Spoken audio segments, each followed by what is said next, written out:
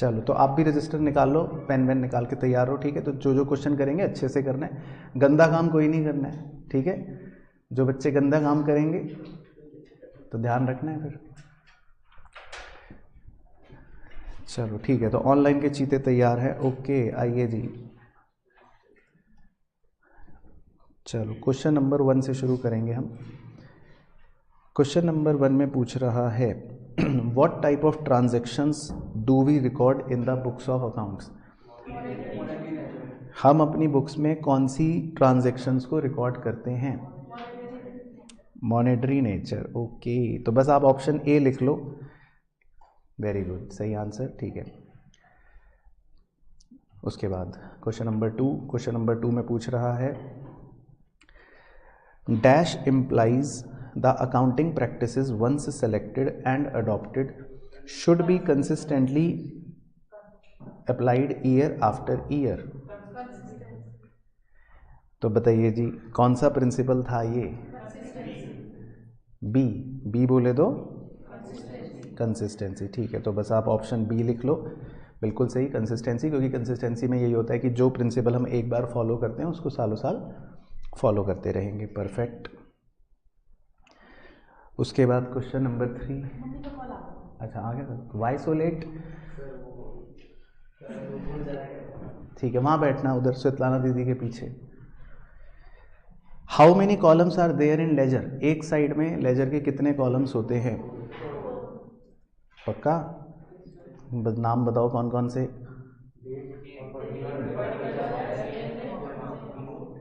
Very good, date, particular, JF और amount, ठीक है।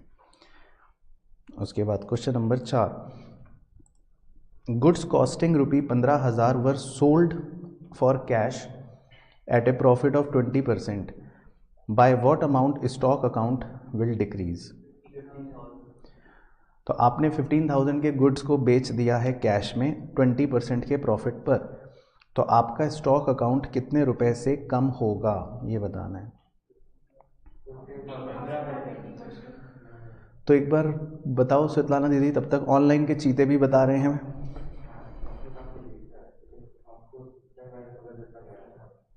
पक्का श्योर, लॉक कर दिया जाए? कॉन्फिडेंट? चलो आ जाओ शिवांश भाई, स्टेज पे आ जाओ। चलो सही बताया उसने जो कहानी समझाई।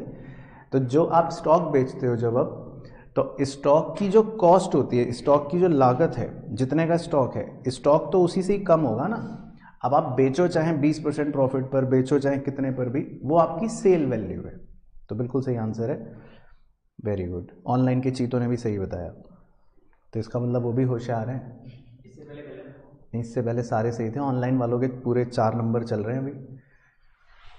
उसके बाद जी number 5, what is the journal entry if goods of 20,000 are sold for cash to B. तो क्या जर्नल एंट्री होगी अगर आपने गुड्स बेचे हैं कैश में बी को? ठीक है, सी, वेरी गुड। तो ऑनलाइन के चीतों का भी सही, वेरी गुड, शाबाश, C, cash account debit to sale. चलो 5 नंबर तो पक्के हुए। तो आप अपने 5 नंबर लगा लो, जिसके सही हैं, जिसके गलत है वो नहीं, ठीक है। चलो तो ये तो थे बेसिक एमसीक्यू।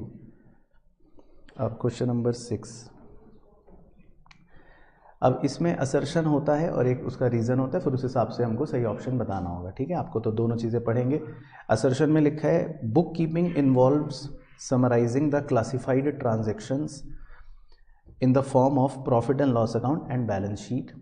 और रीज़न में लिखा है bookkeeping is the art of recording in the books of account the monetary aspect of commercial और फाइनेंशियल ट्रांजेक्शंस।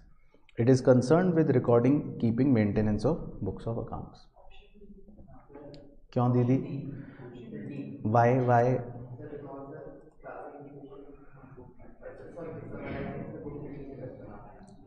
ठीक है, बबलू मिश्रा का सही ऑनलाइन में, रोहित कुमार का सही ऑनलाइन में, ठीक है, वेरी गुड। तो भाई सही बताया आप बच्चों ने। बुक कीपिंग में उसने लिखा इन्वॉल्व्स समराइजिंग, है ना, तो ये बात क्या है? गलत है। तो ये बात यहाँ पर गलत हो गई। तो असर्शन में जो स्टेटमेंट दे रखा है वो फॉल्स दे रखा है। तो जैसे ही असर्शन फॉल्स हो जाए तो एक ही ऑप्शन होता है जिसमें असर्शन ए फॉल्स होता है, वो है डी। तो आपको सीधा पता चल गया डी। उसके बाद जी नंबर 7 में लिखा है assertion N limited purchase machinery of 20,000 रुपये which is supposed to last for 20 years. ठीक है, तो एन लिमिटेड ने एक मशीन खरीदी 20,000 की जो 20 साल तक चलेगी। The accountant decide to spread the cost of machine for next 20 year for calculation of profit and loss. तो मुंशी ने इसीलिए उसकी कॉस्ट को अगले 20 साल तक अपोर्शन कर दिया, स्प्रेड कर दिया। रीज़न कह रहा है because according to consistency concept accounting principles and methods should remain consistent from one year to another. Option A दीदी क्यों?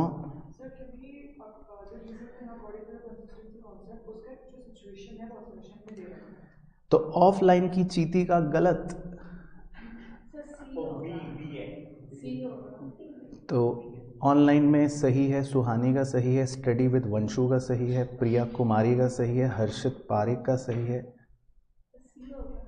नहीं जी, तुक्का लगा रहे हो तुम भी, तो तुक्का ही लगा रहे हो, पता कुछ है नहीं। चलो अब समझ लो एक बार। देखो, आपने 20,000 रुपये की मशीन खरीदी जो 20 साल चलती है, तो आप क्या करते हो, उसको 20 साल तक थोड़ा थोड़ा करते हो ना, तो हर साल कितना कितना हो गया, 1,000। तो इसको डेप्रीसिएशन को ही कहते हैं, डेप्रीसिएशन को ही कहते हैं कि आपने उसकी कॉस्ट को स्प्रेड कर दिया। तो हमने मशीन की कॉस्ट को अगले 20 साल तक calculation of profit and loss के लिए स्प्रेड कर दिया, मतलब ये डेप्रीसिएशन ही है, सही है। तो मतलब ये स्टेटमेंट ट्रू है। और रीजन में लिखा है कि according to consistency concept accounting principles and method should remain consistent from one year to another. तो ये भी एक फैक्ट है, मतलब ये भी एक ट्रू है।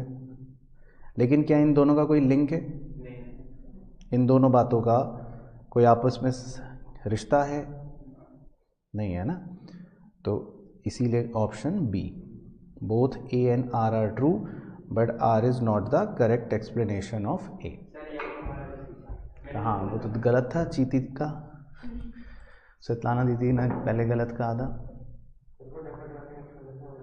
अगर मैंने 7 लाख का आर्टिकल उसको 2 साल करके मैंने 1 लाख मान लिया, और बाद में चेंज कर दिया, वो ग्रेजुएशन में आएगा सर। नहीं देता है ना, मशीन भी तो आप डेप्रिशिएट करते हो, उसका यूज़ करते हो, सामान बेचते हो, तो सामान बेच के भी तो प्रॉफिट होगा। चलो उसके बाद जी 8th असर्शन में लिखा है if goods worth ₹4,000 are sold for 3,500 at credit, then assets will decrease, liabilities will be unchanged and capital will decrease.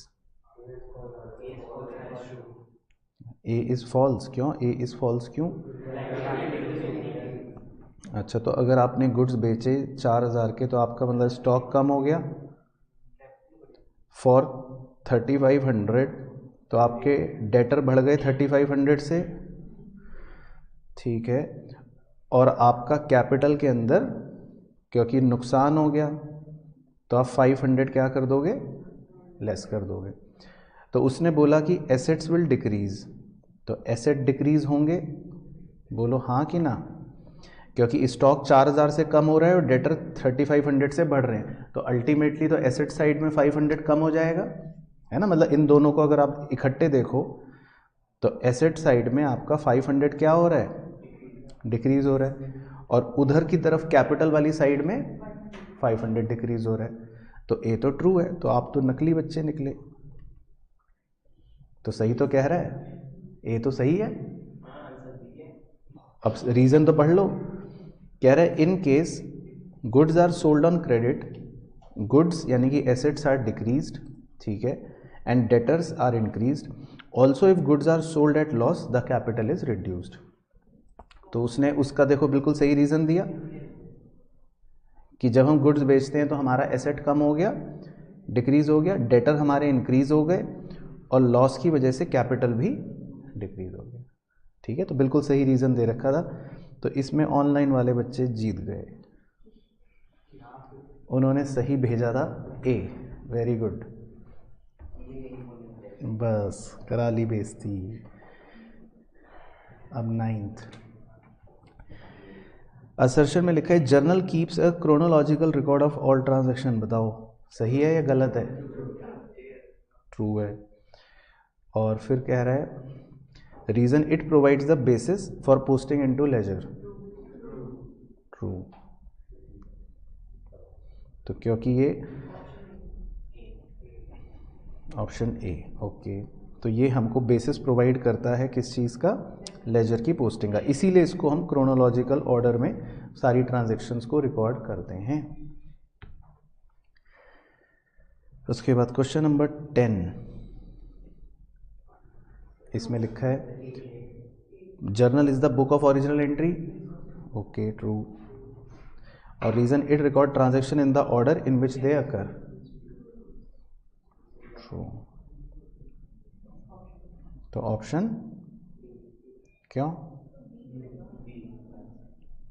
B. इसमें क्या है कि दोनों फैक्ट्स हैं, कोई लिंक नहीं है, कोई एक्सप्लेनेशन नहीं है।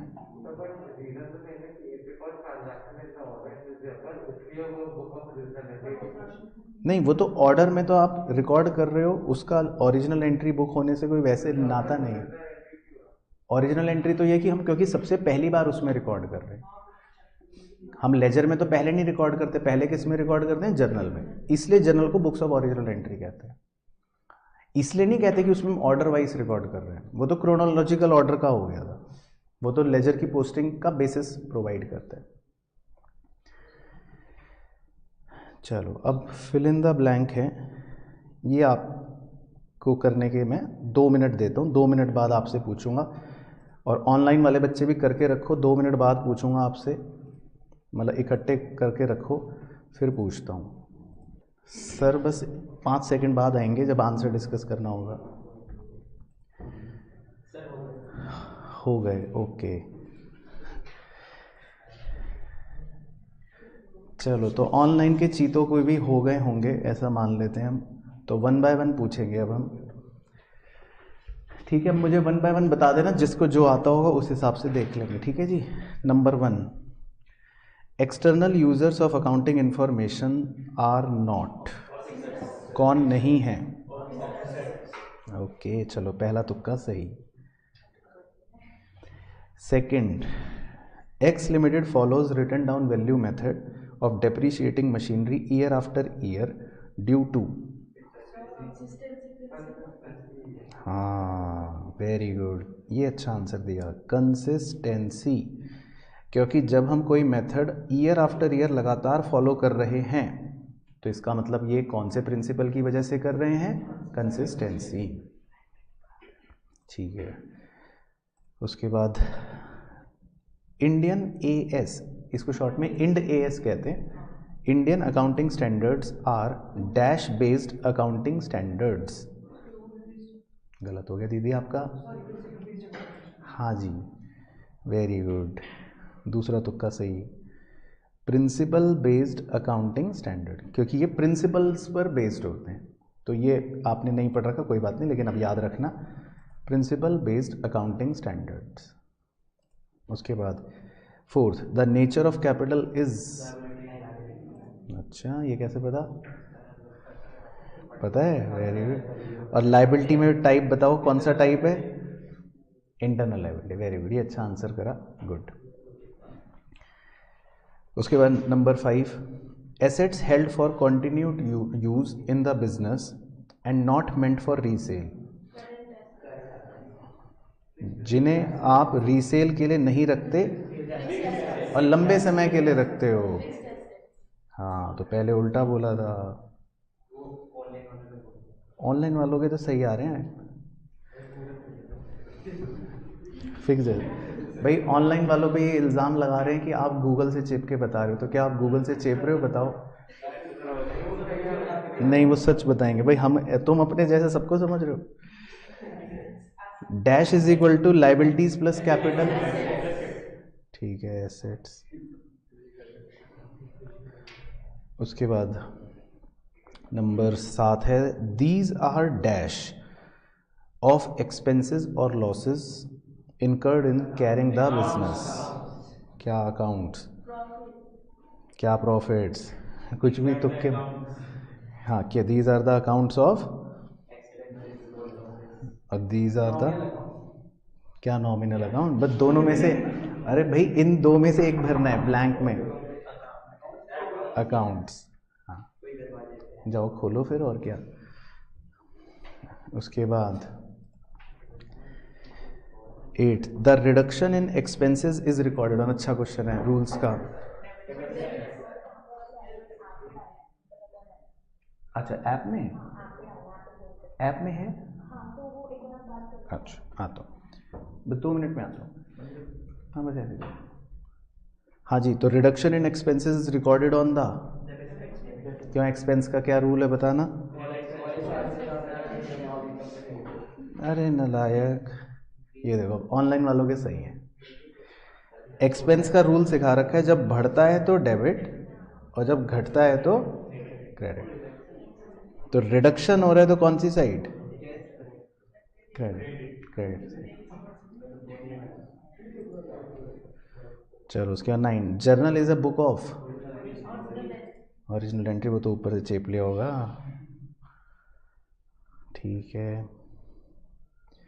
और 10th, sale of goods to X for cash will be credited to, आपने एक्स को कैश पे, सॉरी एक्स को कैश पे गुड्स बेचे, तो कौन से अकाउंट को क्रेडिट करोगे, क्या होती है जर्नल एंट्री,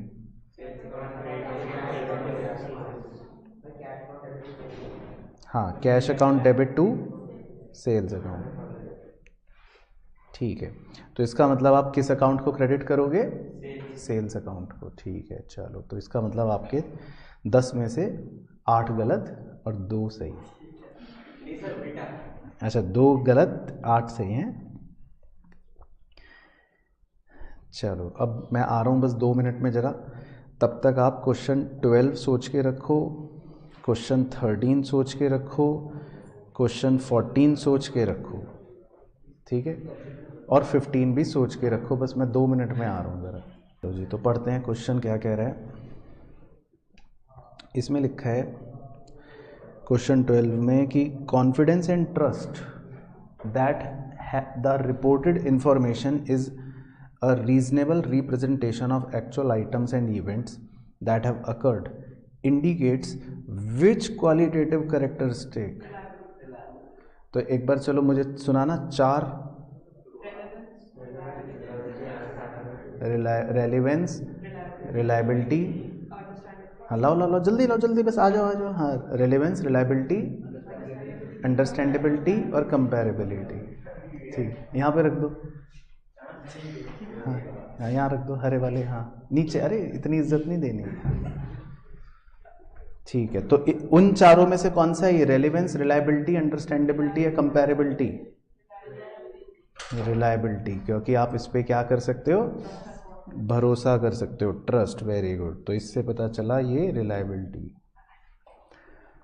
चलो इसके बाद है जी नंबर 13, देखते हैं। ये अच्छा क्वेश्चन था 4 नंबर में।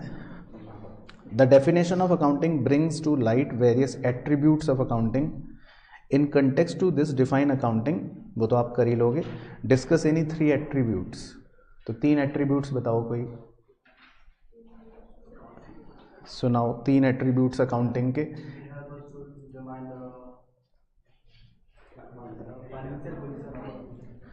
नहीं, 3 एट्रीब्यूट्स बताओ भाई, ऑनलाइन वाले चीते देखते हैं, हम बताएंगे, वो तो डेफिनेशन है।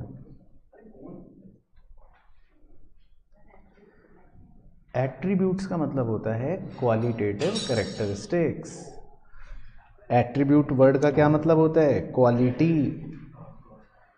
थोड़ा बहुत स्टैटिस्टिक्स में भी तो दिमाग लगाते हैं, एट्रीब्यूट, वेरिएबल एट्रीब्यूट। तो इसका मतलब क्वालिटेटिव कैरेक्टरिस्टिक्स क्या क्या बता सकते हो, 3 आप, जो आपने अभी ऊपर सुनाए थे। रिलायबिलिटी, अंडरस्टैंडेबिलिटी, कंपैरेबिलिटी, रेलिवेंस, कोई भी 3 अपने मन पसंदीदा लिख सकते हो और इनके बारे में एक एक लाइन समझानी है। कंपैरेबिलिटी, तो रिलायबिलिटी का मतलब होता है, मैं वैसे बता देता हूँ, जिस इन्फॉर्मेशन पे आप भरोसा कर सकते हो। रेलिवेंस का मतलब होता है जितनी ज़रूरत है उतनी इन्फॉर्मेशन होनी चाहिए। अंडरस्टैंडेबिलिटी का मतलब है कि इस तरह से प्रेजेंट की गई हो वो कि वो इजीली अंडरस्टैंडेबल हो, सबको समझ आ जाए। और कंपैरेबिलिटी का मतलब होता है इन्फॉर्मेशन ऐसी हो कि जिसको आप इजीली कंपेयर कर सको।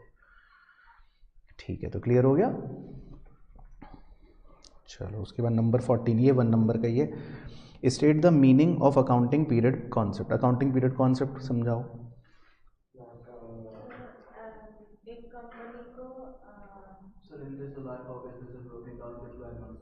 हाँ, ये सही रट्टा मार रखा है, ऐसे मारना है कि जिसमें लाइफ ऑफ द बिजनेस को हम छोटे छोटे स्मॉलर पीरियड्स में डिवाइड कर देते हैं और वो छोटा स्मॉलर पीरियड जो होता है वो 12 मंथ्स का होता है। तो हम हर 12 मंथ्स के बाद बिजनेस का प्रॉफिट या लॉस कैलकुलेट करते हैं। चलो ये हो गया। उसके बाद number 15, why is ledger called the book of final entry. बताओ जी। सीधा तो नहीं बनता।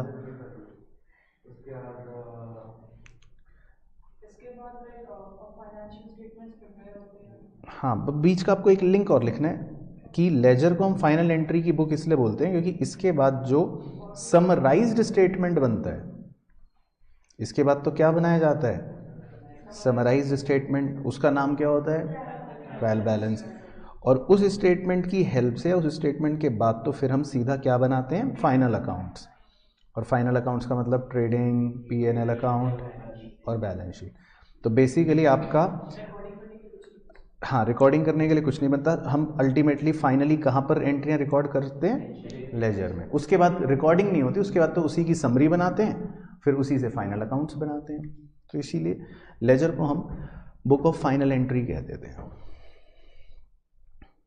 चलो उसके बाद number 16, give 2 items of internal liabilities. वो तो एक हो गया। हाँ, दूसरा, ये तो एक हो गया। ड्राइंग्स कह रही हैं दीदी, तो ड्राइंग्स को इंटरनल लाइबिलिटी कहना गलत होगा क्योंकि ड्राइंग्स को अगर आपको याद हो किसी को भी, तो उसको हमने एक्सपेंस या एसेट लिख रखा है नेचर के हिसाब से, तो आप उसको लाइबिलिटी नहीं कहोगे। ड्राइंग को लाइबिलिटी साइड पे थोड़ी ना लिखते हो, ड्राइंग तो उल्टा लाइबिलिटी कम कर रही है, वो तो कैपिटल को क्या करती है, माइनस करती है, तो वो लाइबिलिटी नहीं है। इंटरेस्ट ऑन कैपिटल लिख सकते हैं, बिल्कुल सही। सुधांशु उपाध्याय जी ने बताया, वहाँ से गूगल से चेप के लग रहा है आंसर ऑनलाइन में। उन्होंने बताया है एक्यूमुलेटेड प्रॉफिट्स। तो ये एक वैसे सही आंसर है, लेकिन एक्यूमुलेटेड प्रॉफिट जैसे शब्द आप बच्चे बता पाएँ ये मतलब डाइजेस्ट होने वाली बात नहीं है। लेकिन मैं बता देता हूँ आपको, एक सरल शब्द दे देता हूँ एग्जाम के लिए, आप रिजर्व लिख सकते हो। ये एक बेस्ट एग्जाम्पल है, रिजर्व।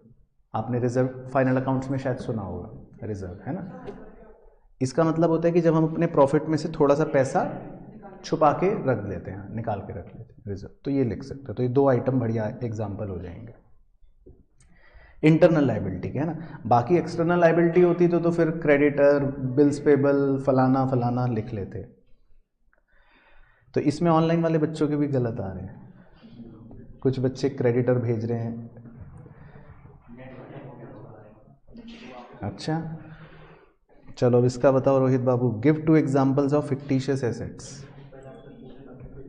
हाँ, तो मैं तो अब बताऊंगा ना। नहीं, एक तो एडवर्टाइजमेंट एक्सपेंस लिख सकते हो आप,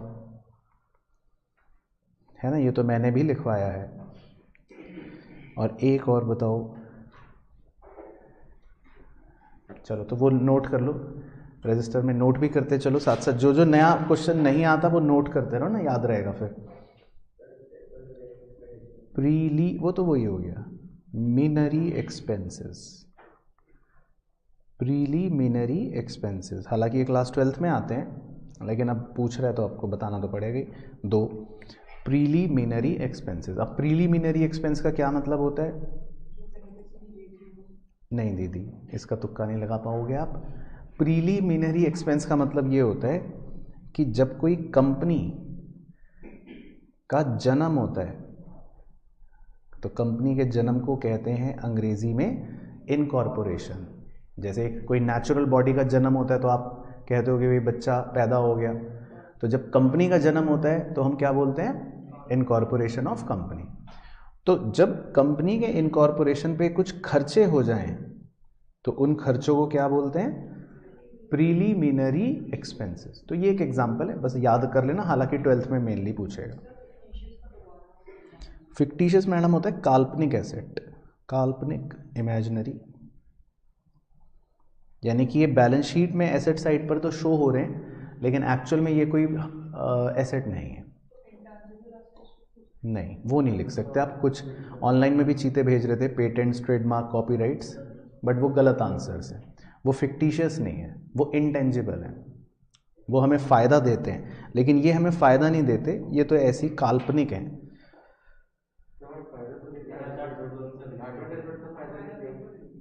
फ़ायदा दे चुका वो तो, लेकिन एसेट में हम लिखते हैं जो भविष्य में फ़ायदा दे।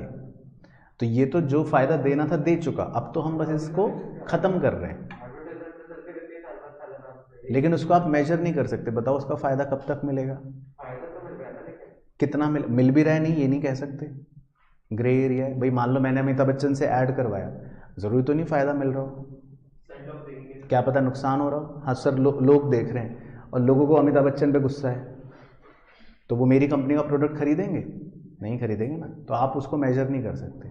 तो इसीलिए एडवर्टाइजमेंट एक्सपेंसेस को मानते हैं कि ये सिर्फ हो गया, पर इसको हम अलग अलग आने वाले सालों में थोड़ा थोड़ा सिर्फ अप्रोप्रिएट कर रहे हैं, लेकिन इसको ट्रीट करा जाता है फिक्टिशियस एसेट। ओके, इसके बाद जी ये आप सुनाओगे वन बाय वन, नहीं एक्सप्लेन और गिव एग्जाम्पल। तो एक्सप्लेन मैं करूँगा, एग्जाम्पल आप दे देना, ठीक है? तो एक्सपेंस पूछ रहे हैं, नहीं ओ उल्टा बोल दिया मैंने, एक्सप्लेन आप करो, एग्जाम्पल मैं बताऊँगा। हाँ, एक्सपेंस बताओ, वही एक्सपेंस क्या होता है, एग्जैक्ट डेफिनेशन को बताओ। एग्जैक्ट डेफिनेशन लिखनी है एग्जाम में। एक्सपेंस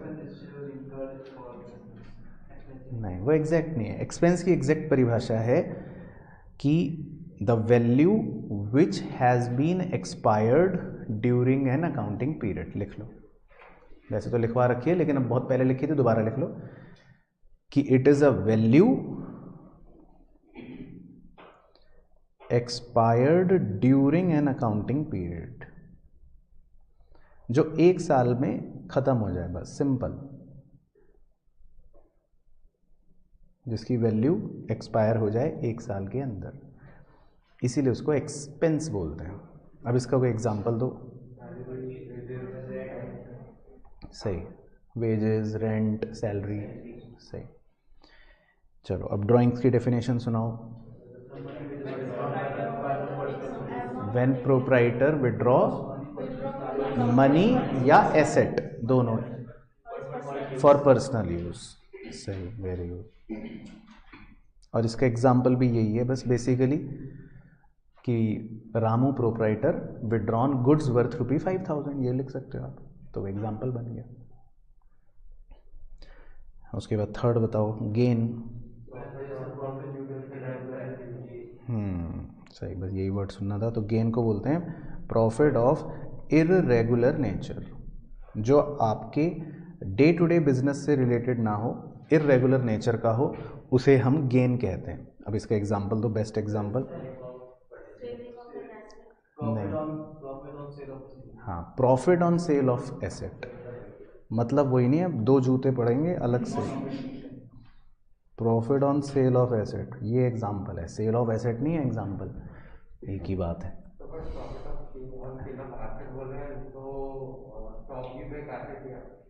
नहीं, अगर मान लो मैं ये फर्नीचर बेच के पैसा कमाता हूँ, समझ गए ना, तो मेरे लिए मेन काम तो नहीं है, तो हाँ, नहीं, यहाँ पर जो एसेट बोला जाता है उसका मतलब बाय डिफॉल्ट होता है फिक्स्ड एसेट। जो हम स्टॉक एसेट बेच रहे हैं वो गुड्स होते हैं। तो अगर मैं बोलता profit on sale of goods, तो आप कहते हैं कि सर ये गेन नहीं है, ये तो आपका रोज का काम है। गुड्स बेचना रोज का काम है, एसेट बेचना रोज का काम है। अच्छा, बत्ती जली रोहित बाबू। उसके बाद 19th ऑनलाइन वाले बताएंगे। बता भी दिया रुचि पटेल ने तो सही आंसर।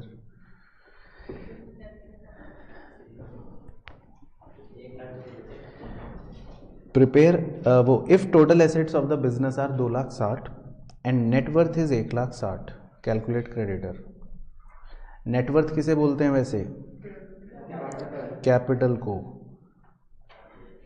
और क्रेडिटर्स का मतलब एक तरह से हो गया लाइबिलिटी। तो लाइबिलिटी का फॉर्मूला क्या हो गया? Total assets minus capital. Very good, 1,00,000। चलो तो पहले यहाँ तक बता दो भाई, यहाँ तक सबके ओके हैं? यहाँ तक सबको समझ आए? ऑनलाइन वाले चीतों को यहाँ तक क्लियर है? एक बार ऑनलाइन वालों से भी पूछ लेते भाई, यहाँ तक ओके हो गया?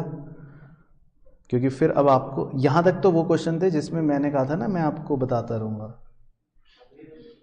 अब आगे के सवालों में आपको थोड़ा अपने कलाइयों को कष्ट देना पड़ेगा, यानी अब आपको लिखना पड़ेगा, कलम उठाना है और रजिस्टर आपके पास है। क्वेश्चन 20 से बेसिकली थोड़ा सा आप तकलीफ में आ जाओगे। चलो ठीक है, ऑनलाइन वालों ने भी कहा यस सर, ओके। चलो वो तुमसे ज़्यादा नंबर लाएंगे, ये देख लेना। तुम यहाँ बैठे बातें बना रहे हो और वो जब नंबर लाएंगे तो तुम कहोगे। चलो अब मैं बस क्वेश्चन रीड कर रहा हूँ, आप जल्दी सॉल्व करना, फिर देखते हैं कि क्या आंसर आएगा, आप क्या बताओगे। क्वेश्चन जो है वो है prepare accounting equation from the following. ठीक है, 5 ट्रांजेक्शन्स हैं, तो मैं सीधा आपसे फाइनल इक्वेशन जो है उस पर मुलाकात करूँगा आंसर के तौर पे वैसे तो, लेकिन हाँ वैसे एक बार पढ़ लेते हैं क्या क्या है। Started business with cash 50,000, goods, फिर परचेज गुड्स फॉर कैश, ठीक है, गुड्स कॉस्टिंग ये ठीक है, कैश विड्रॉल ये ठीक है, रेंट आउटस्टैंडिंग 2,000, ठीक है। चलो तो भाई पहले ऑनलाइन वाले बच्चों को बता देता हूँ, आपको आंसर भेजना नहीं है कि ये प्लस ये माइनस, ठीक है, बहुत ही सुंदर तरीके से सॉल्व करना है अपने रजिस्टर में, ठीक है, फॉर्मेट के साथ। सेम चीज़ आपके लिए भी, आपके पास तो मैं आ रहा हूँ अभी डंडा लेकर, ठीक है, देखने के लिए कि क्या कर रहे हो, तो आपके तो रजिस्टर में पेज फाड़ूंगा। बाकी जो ऑनलाइन वाले बच्चे हैं, अब आपके घर तो मैं आ नहीं सकता, लेकिन आंटी जी अगर आप मेरी आवाज़ सुन रही हो तो इसको ज़रूर बोलना कि अच्छे से फॉर्मेट बना के करे, और अगर ये ना करे तो इसको बेलन से मारना मेरी तरफ से। और जो अच्छे से कर रहा है वो मुझे फ़ोटो खींच के भेजना, इंस्टाग्राम पर स्टोरी पर टैग करना, मैं देखता हूँ फिर अभी कैसा प्रेजेंटेशन कर रहे हो। चलो ठीक है, तो ऑनलाइन वाले भी कर रहे हैं, अब आप भी करो। अब देखते हैं कि कौन सुंदर काम करेगा। फाइनल इक्वेशन करना है, नहीं सुंदर भी करना है। बाकी आप बच्चों ऑनलाइन के मेरे चीते, आप फाइनल इक्वेशन भेजना जब पूरा सॉल्व कर लो। हो गया आस्था दीदी? Very good. मानस बाबू, चलो तो एक बार फाइनल इक्वेशन बताओ, पहले हम उसकी चर्चा करते हैं। फाइनल इक्वेशन जो बच रही है, क्या बच रही है, मतलब कौन सा आइटम कितना, वो बताओ। Cash 65,000, very good. Stock 40,000, very good. तो ये तो एसेट साइड हो गई। क्रेडिटर्स 20,000, मानस बाबू का गलत। आउटस्टैंडिंग रेंट 2,000 और कैपिटल 83,000, वेरी गुड। तो जिसका यही है वही बच्चा जोड़े 3 नंबर। तो मानस के तो कट गए 1 नंबर, एक तो कटे गई, और क्या, ये सही आंसर है। ठीक है, तो मैं एक बार सही आंसर हाईलाइट कर रहा हूँ। Cash 65,000, stock 40,000, creditors 20,000, outstanding rent 2000, capital 83,000। ठीक है, बाकी जिसको नहीं पता उसके लिए मैं जल्दी से एक बार डिस्कस कर देता हूँ। स्टार्टेड बिजनेस विद कैश, तो आप कैश में प्लस कर लोगे और स्टॉक में 30 प्लस कर लोगे और दूसरी तरफ कैपिटल में कितना प्लस कर लोगे, 80 प्लस कर लोगे, 80,000। ठीक है, यही सबको याद है? बोलो ना हाँ। स्टार्टेड बिजनेस विद कैश याद है कि नहीं, या हवाबाजी कर रहे हो? बताओ स्वेतलाना दीदी। नहीं याद, वेरी गुड। तो अब लिखो फिर साथ साथ। उसके बाद परचेज गुड्स फॉर कैश 30, इसमें देखो क्या करना है, आपका कैश कम हो गया, माइनस कर दो। और क्रेडिट पे खरीदा, करंट से मतलब उधार पे खरीदा, तो इस 20,000 को क्रेडिटर में प्लस कर लो। और टोटल गुड्स कितने के खरीदे, 50,000 के, उसे स्टॉक में प्लस कर लो। ठीक है, सेकंड पॉइंट में ये करना है। थर्ड में कह रहा है गुड्स कॉस्टिंग 40,000 के बट सोल्ड फॉर 55,000। अब आपने देखो गुड्स बेच दिए 40 के, तो स्टॉक में से माइनस कर दो। और 55,000 के बेच दिए, कैश में प्लस कर दो। और कितना प्रॉफिट हुआ, 15,000 का, उसे कैपिटल में प्लस कर लो। ये थर्ड का हो गया। फोर्थ में withdrew cash for personal use, इसका क्या करा, कैश में माइनस और कैपिटल में माइनस, वेरी गुड। और उसके बाद रेंट आउटस्टैंडिंग 2,000, इसको क्या करा, एक तो लाइबिलिटी में देखो अलग से आ गया है ना, ये रहा आउटस्टैंडिंग रेंट 2,000, और कैपिटल में माइनस क्योंकि एक्सपेंस है।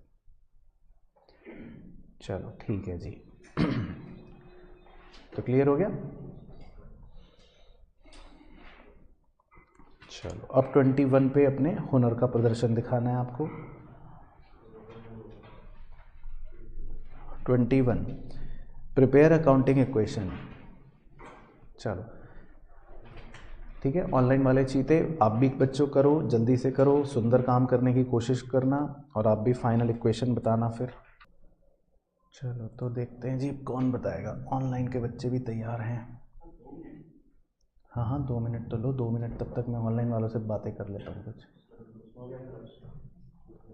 ठीक है, हो गया, very good. Started business with cash, तो कैश में प्लस कर लिया आपने और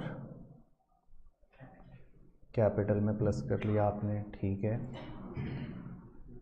उसके बाद फाइनल इक्वेशन बताना जिसका भी आए। परचेज्ड गुड्स फॉर कैश 60,000, तो कैश में से 60 माइनस कर दिया आपने, और ऑन क्रेडिट 1,50,000, तो क्रेडिटर्स में कितना जोड़ लिया, 1,50,000। बाकी गुड्स आपने जो टोटल खरीदे 2,10,000 के, उसे स्टॉक में प्लस कर लो। ठीक है, तो गीता यादव जी ने भेजा है आंसर, ऑनलाइन की हमारी चीती। तो गीता यादव जी का सही है, वेरी गुड गीता यादव जी। गरिमा ने भी भेज दिया है, हमारी ऑनलाइन की चीती, गरिमा का भी ठीक है, वेरी गुड। नहीं, गरिमा की कैपिटल गलत है, गरिमा दीदी आपकी।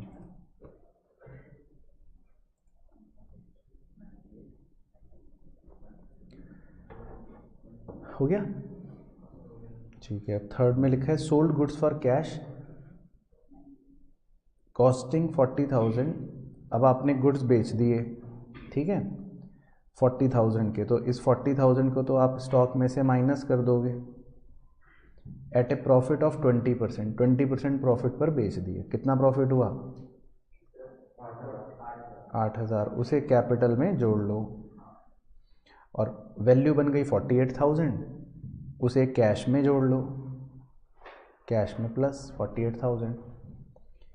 और दूसरे भी आपने गुड्स बेचे, क्रेडिट पर बेचे, कॉस्टिंग 72,000, तो स्टॉक में से 72,000 माइनस कर दो, प्रॉफिट ऑफ 25%, तो कितना प्रॉफिट हुआ, 18,000, वेरी गुड। तो कैपिटल में 18,000 जोड़ दो, और वैल्यू कितनी बन गई, 90,000, वो आपने उधार में बेचा तो डेटर में 90,000 प्लस कर लो। हाँ वही लिखो दीदी आप, ठीक है, लेकिन घर जाके कर लेना, तभी फिर फ़ायदा है लिखने का भी, नहीं तो वो भी मत लिखो, है ना, आंखें बंद करके बैठ जाओ जाए। पेड फॉर रेंट 5,000, हाँ कैश से माइनस और कैपिटल से माइनस, क्योंकि खर्चा है। ओके, तो फाइनल इक्वेशन बताओ। ऑनलाइन के चीतों ने तो सही बताई। एक सेकंड, यहाँ बक्से में लिख लेते हैं। हाँ कितना कितना कितना, 1,83,000 cash, goods 98,000, very good, debtor 90, very good, creditor 1,50,000, very good, और कैपिटल 2,21,000, वेरी गुड। चलो, तो जिसका यही है वही 4 नंबर जोड़ना, बाकी अपना काट लेना। तो अपने अपने पड़ोसियों का चेक कर लो भाई कि वो कहीं गलत नंबर तो नहीं चढ़ा रहा अपनी शीट पे। हाँ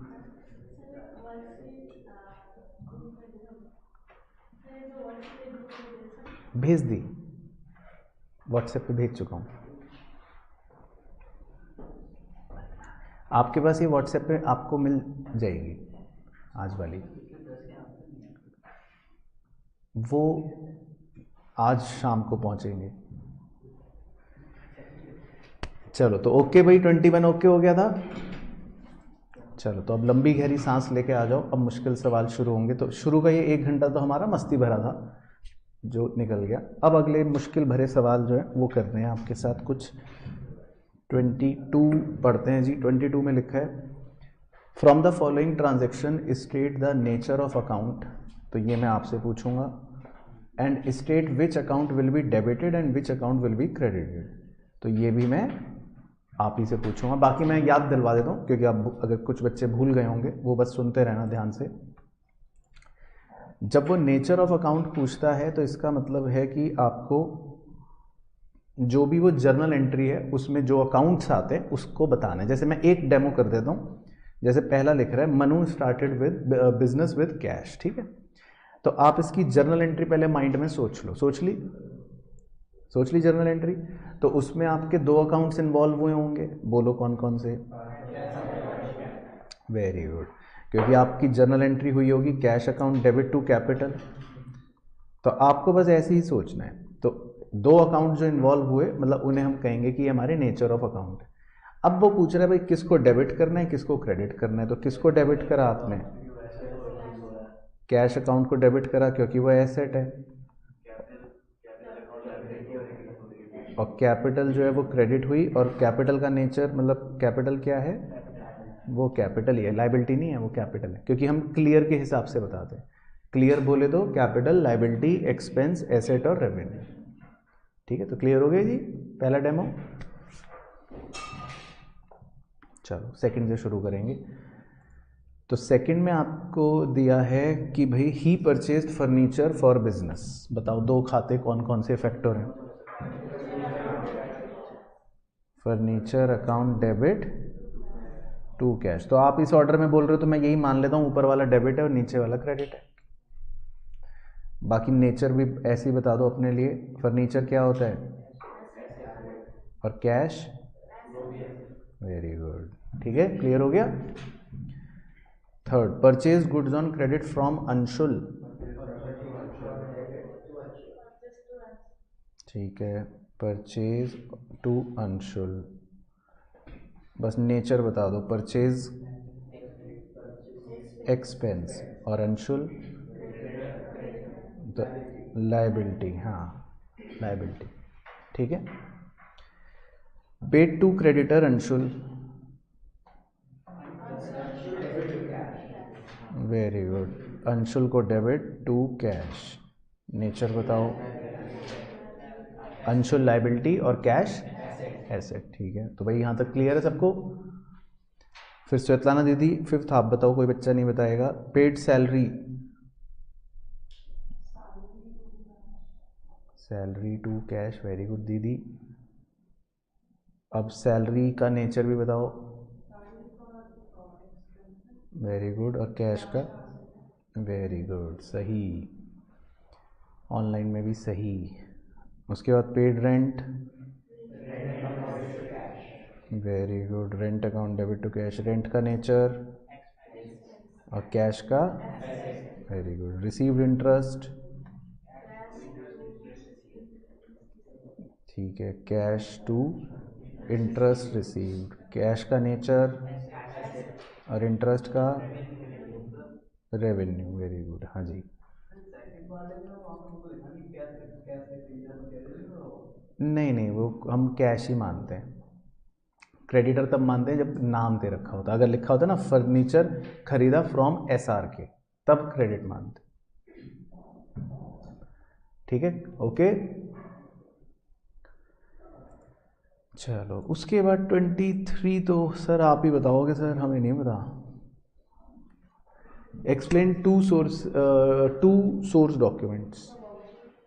वाउचर तो चैप्टर का नाम है,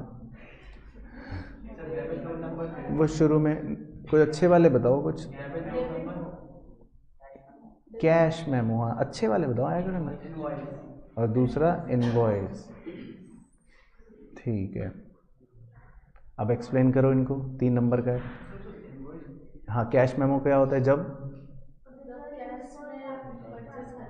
जब हम कैश में गुड्स सेल करते हैं, अगर दुकानदार कैश में गुड्स बेचेगा तो वो पैसे लेगा, तो तब क्या देगा आपको? Cash memo.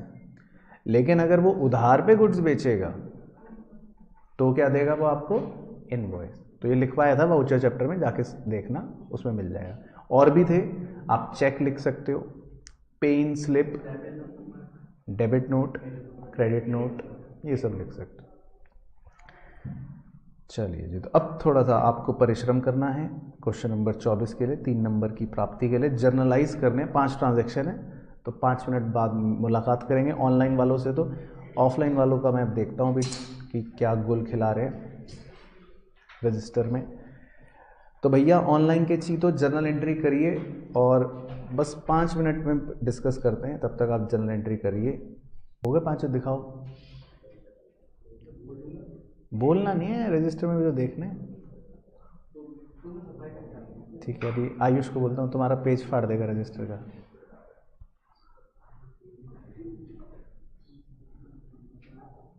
हो गया? वो देखो कैसे चेप रहा है, कैसे आंखें मटकाई। दो वापस उसको रजिस्टर। चलो आओ फिर, मेरे को बता के करो, जिसको जो नहीं आता वो फिर लिखना साथ साथ। नंबर 1, गुड्स 50,000 के वर डिस्ट्रॉयड बाय फायर। ठीक है, तो मैं शॉर्ट में लिख रहा हूँ, बस आप समझ जाना। Loss by fire account debit to purchase, very good. ठीक है भाई, ओके। उसके बाद सेकंड में लिखा है goods worth 18,000 were distributed as free sample, ठीक है, and 20,000 were given as charity in cash. तो फ्री सैंपल अकाउंट डेबिट, या इसको एडवर्टाइजमेंट भी कह सकते हो आप। 18,000, फिर उसके बाद charity account debit 20,000 to purchase account कितना? 18,000, वेरी गुड। तो देखो भाई, जो गुड्स आप किसी को भी देते हो, स्वेतलाना दीदी सुनना ध्यान से आप, जब आप गुड्स किसी को भी देते हो तो फिर हम परचेज को क्रेडिट करते हैं। जब गुड्स हम किसी को दे देते हैं तो किसे क्रेडिट करते हैं? परचेज को। बाकी चैरिटी के हमने कैश में दिए तो कैश को क्रेडिट कर देंगे। ठीक है मानस बाबू? तो चेपने से ज़्यादा इस पर फोकस करो कि समझ आया कि नहीं। अलग अलग भी कर सकते हैं, हाँ बिल्कुल कर सकते हैं, क्योंकि चैरिटी तो हमने कैश में दी। क्यों? पर्सनल यूज़ के लिए थोड़ी ना लेके गए भाई, प्रोप्राइटर थोड़ी ना भिखारी है कि वो घर लेके गया। हमने तो चैरिटी किसी बाहर के भिखारी को दी। तो प्रोप्राइटर, अगर लिखा होता कि प्रोप्राइटर ने खुद ही अपने आप को ही चैरिटी देके घर ले गया पैसे, तो अलग बात होती है। हाँ, तो हम कहते हैं ड्राइंग से। थर्ड है जी goods worth 25,000 and cash worth 40,000 were taken by proprietor for personal use. Very good. Drawings account debit 65,000, to purchase 25 और टू कैश 40। बिल्कुल सही, ठीक है, वेरी गुड। उसके बाद number 4, goods worth 20,000 and cash worth 5,000 were given as charity. तो charity account debit 25,000, to cash account 5,000 और to purchase 20,000। Clear है सबको? और number 5, cash 1 lakh were stolen from the iron safe of the trader. आपके गले में चोरी हो गई, गले में, लॉकर में।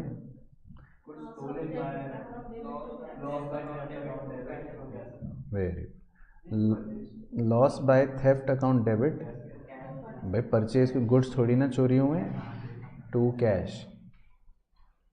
तो loss by theft account debit to cash account. ठीक है, तो सबको याद आ गई एंट्री? क्लियर है मानस बाबू? कोई डाउट तो नहीं है? देख लो, मन की संतुष्टि हो गई? चलो इसके बाद जी 25 में पहली वाली ओरली सुना दो। ठीक है, cash account debit to capital. ठीक है, बाकी जो है वो 1 बाय 1 डिस्कस करते हैं। 2 दिसंबर में लिखा है open a bank account with SBI।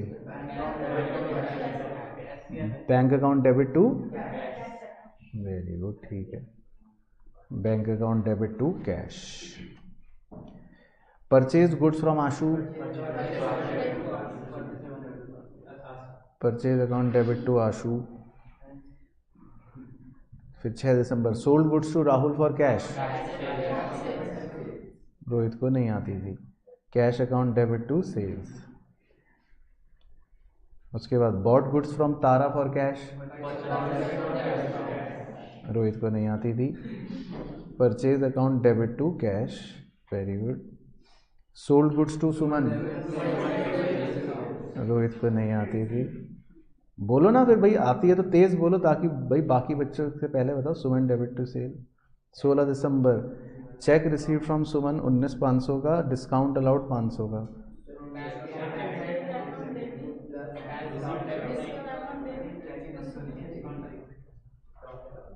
ये तो नहीं आती रोहित को। हाँ, bank account debit 19,500, discount allowed debit, very good, to Suman 20,000। ठीक, अब होगा तो होगा, चेंज कर देंगे, नहीं है। 20 December cheque given to Ashu. नहीं आती रोहित को। Ashu debit to bank. Rent paid by cheque. नहीं आती रोहित को। Rent account debit to bank. Deposited into bank. Manas और सतलाना को भी नहीं आती। Bank account debit to cash. Machine purchase from Parigya. Satlana दीदी को नहीं आती। Machine debit to Parigya. तो सतलाना दीदी ये वाली आती है आपको? नहीं आती ना। हाँ, तो थोड़ा देखो, याद करनी है। एंट्री का क्वेश्चन आएगा एग्जाम में, बहुत इंपॉर्टेंट है। Trade expenses. Very good. Trade expense account debit to cash. Cheque issued to Parigya. बस तुम इसी में लगे रहो, बच्चे एंट्री करके आगे भी बढ़ गए।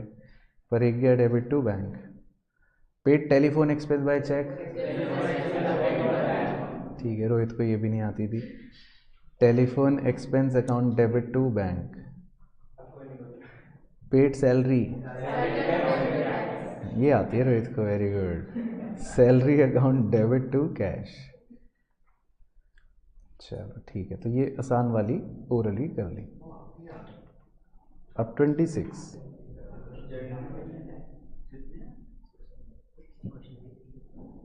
कितने मार्क्स के हैं? 60 मार्क्स के हैं। हाँ 60 नंबर के हैं ना क्वेश्चन।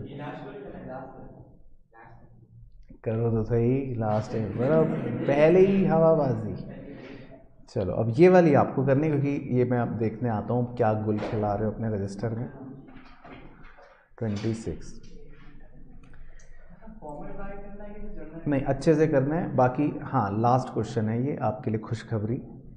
हाँ तो फिर पूरे देखो 60 मार्क्स से ख़त्म हो जाएंगे। मैं एक बार दिखा देता हूँ, देखो कितने नंबर आपके अभी तक आए हैं।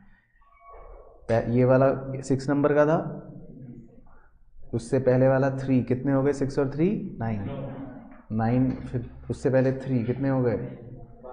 12 और 3 15 और 4 19 और 3 22 और 1 23 और 3 26 27 28 के बाद 3 31 फिर 32 36 और 1 37 10 फिल इन द ब्लैंक 47 और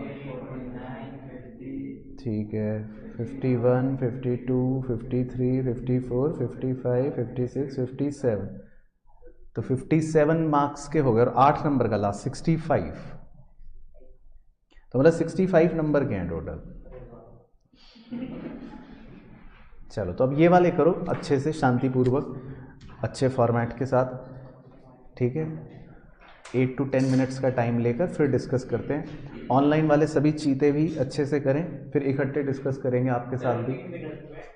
उनके सारे सही हैं, मतलब वो हाँ कुछ गलत हैं, तुमसे तो ज़्यादा ही हैं भाई, तुम कहाँ उछल रहे हो। जिसकी नाव में खुद 4 छेद हैं वो दूसरे की नाव में देख रहा है कि भाई उसकी नाव में कितने छेद हैं। तो तुम अपना देखो कि भाई तुम्हें कितने आते थे, तुम्हारे 57 में से कितने हैं? 7, 50 गलत। तो 1 से शुरू करते हैं। 1 में लिखा है पेड रेंट ऑफ बिल्डिंग, हमने बिल्डिंग का रेंट पे करा 30,000 रुपये। तो इसका मतलब हमने कितने रुपए दिए? 30,000 रुपये दिए, तो हमारा कैश गया। लेकिन कह रहा है आधी बिल्डिंग तो हम अपने घर के लिए खुद ही इस्तेमाल कर रहे हैं, तो इसका मतलब आधे पैसों को तो हम क्या बोलेंगे? ड्राइंग्स बोलेंगे। तो ड्राइंग्स अकाउंट डेबिट में आधे पैसे लिख लो, यानी 15,000, और बचे हुए आधे ही हम रेंट मानेंगे, यानी 15,000। तो फर्स्ट की ये एंट्री बनेगी। तो ऑनलाइन में गरिमा जी ने सही भेजी है पहले, और काफ़ी बच्चों ने इनफैक्ट सही भेजी है, ठीक है। तो आपकी भी सही है, हाँ आपकी तो सही है, वैसे देख लिया था मैंने। उसके बाद सेकंड में लिखा है paid fire insurance of the above building in advance 2500। आपने ऊपर वाली बिल्डिंग का फायर इंश्योरेंस पे करा है, और वो फायर इंश्योरेंस आपने एडवांस में पे करा है। तो prepaid insurance account debit to insurance account. Okay, तो कुछ अजीब सा लग रहा है। अब एक बार ऑनलाइन वालों का देखते हैं। सेकंड का बताइए जी। ओ माय गॉड, ऑनलाइन में भी चीते हैं। तो ऑनलाइन में कौन सही बताएगा? मैं इंतज़ार कर रहा हूँ, देख रहा हूँ। चलो बढ़िया पॉइंट था ये तो, मज़ेदार, बहुत ही बढ़िया पॉइंट था भैया। हा। ऐसा क्या है क्या भाई? देखो अब आपने जब ऊपर वाली बिल्डिंग का ही फायर इंश्योरेंस पे करा, देखो ये है कैच। तो ऊपर बिल्डिंग पूरी की पूरी आप क्या रेंट पर दे रहे हो, या आधी घर के लिए भी यूज़ कर रहे हो? आधी घर के लिए यूज़ कर रहे हो। तो जब आपने ऊपर वाली ही बिल्डिंग का इंश्योरेंस पे करा है, तो इसका मतलब उसमें भी तो आधा इंश्योरेंस किसका होगा? मतलब आपका घर का ही होगा। तो क्या इस बात को आपने मद्देनज़र रखा? नहीं रखा ना मद्देनज़र, आपने तो सीधा वो एंट्री चिपका दी जो आपने रट रखी है, पीछे से देख ली, है ना। नहीं, कह रहा है कि हमने जो ऊपर बिल्डिंग है, मतलब जिसका आपने अभी ऊपर भाड़ा दिया है, उसी बिल्डिंग का आपने इंश्योरेंस भी पे करा है। तो अगर आप ऊपर बिल्डिंग जिसमें रहते हो, आधे घर में रहते हो, मतलब आधी जगह में, और आधा आपका ऑफिस है, तो ये फायर इंश्योरेंस भी आधा आधा होगा, है ना। तो ये पॉइंट है। तो अब 1 मिनट लगा के दोबारा सही करें, फिर बताएं।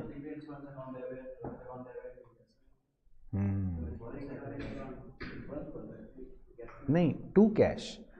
पहला वर्ड पढ़ो, पे मतलब कैश। तो पेड वर्ड का तो मतलब ये हो गया ना कि आपने पैसे दे दिए, भाई पैसा गया, पेड। तो आपने 2500 रुपये दिए हैं, जिसमें प्रीपेड माने जाएंगे आधे 1250, और बचे आधे तो आपके अपने घर के ही हैं, अब जो मर्जी करो उसका, वो ड्राइंग्स 1000। तो सेकेंड एंट्री में इसका मतलब सारे मुर्गे फंसे, मतलब इसमें ऑनलाइन वाले मुर्गे भी फंसे। हाँ बताओ। हाँ, अगर वो कहता पास एडजस्टमेंट एंट्रियाँ और वो कहता प्रीपेड इंश्योरेंस, तब एंट्री होती प्रीपेड इंश्योरेंस टू इंश्योरेंस, और वो फिर पेड वर्ड ना देता। पेड वर्ड, हाँ, पेड मतलब पे मतलब क्या, पैसे दिए, तो पैसे दिए तो मतलब कैश गया। हाँ, चलो, तो सेकंड में गलत हो गया, कोई बात नहीं जसलोक भाई, चिंता की बात नहीं है। थर्ड बच्चे बताएंगे। बताओ मानस बाबू, paid life insurance premium. Very good. तो ये है वो क्लासिक गलती जो इन्हें नालायक होगा। हाँ, तो लाइफ इंश्योरेंस प्रीमियम को हम मानते हैं कि ये प्रोप्राइटर का अपना घर का खर्चा है। तो drawings account debit to cash, ठीक है, ऑनलाइन में सबका सही, ठीक है। उसके बाद जी नंबर 4, पेड इनकम टैक्स 7500 रुपये। बताओ स्वेतलाना दीदी। फोर्थ वाला, पेड इनकम टैक्स 7500, क्यों? अच्छा, तो इतने होशियार हो तुम? हाँ, तुम तो खैर हो ही। तो drawings account debit to cash, बिल्कुल सही। तो भैया ये दो बातें आपको लिखवाई सिखाई थी कि लाइफ इंश्योरेंस प्रीमियम प्रोप्राइटर अपना पे करता है, बिजनेस का थोड़ी ना लाइफ इंश्योरेंस होता है, और इनकम टैक्स भी प्रोप्राइटर अपना पे करता है, बिजनेस का थोड़ी ना इनकम टैक्स होता है। चलो ठीक है। उसके बाद number 5, salary due to clerk 1250। Okay, very good. तो इसका मतलब पीछे से आपने सही चेपा। अच्छा, याद था ये? Okay okay, salaries account debit to outstanding salary account, बिल्कुल सही। तो ये सैलरी ड्यू की मतलब परफेक्ट एडजस्टमेंट एंट्री यही थी। उसके बाद नंबर 6 में कह रहा है charge depreciation on furniture at 10% per annum. Okay, और फर्नीचर दे रखा है 30,000 का, तो क्या एंट्री बन गई? Depreciation account debit to furniture account 3000, ठीक है, वेरी गुड, ओके। उसके बाद नंबर 7 में लिखा है provide interest on capital 1,50,000 at 15% per annum for 6 months. तो इंटरेस्ट ऑन कैपिटल की एंट्री क्या? Very good, interest on capital to capital account कितने रुपए? तो ये आपको कैसे पता चला? अच्छा, तो इतने होशियार हो आप। 11,250, ठीक है। तो रोहित को नहीं पता था ये बातें, ना स्वेतलाना दीदी को पता थी ये सब बातें, ठीक है, ओके। तो इंटरेस्ट ऑन कैपिटल, ठीक है, क्लियर है, ये एंट्री होती है, लिख लेना जो जो नहीं आता। उसके बाद चार्ज इंटरेस्ट ऑन ड्राइंग, हाँ, तो इसमें आप कैपिटल अकाउंट भी डेबिट में लिख सकते हो, कुछ लोग कहते हैं ड्राइंग अकाउंट, वो भी लिख सकते हो, दोनों बिल्कुल ठीक है। जो आपकी टीचर बोले स्कूल की वो करना मज़े से, मेरी तरफ से तो दोनों ठीक है। तो कैपिटल अकाउंट डेबिट या drawing account debit to interest on drawings 2250 कितने रुपए 2250 कैसे निकाला 6 मंथ्स का 2250 चलो बहुत बढ़िया। तो भाई क्लियर है ऑनलाइन वाले चीतों को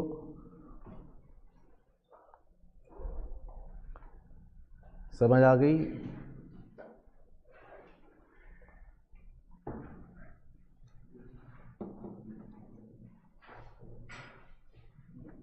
ओके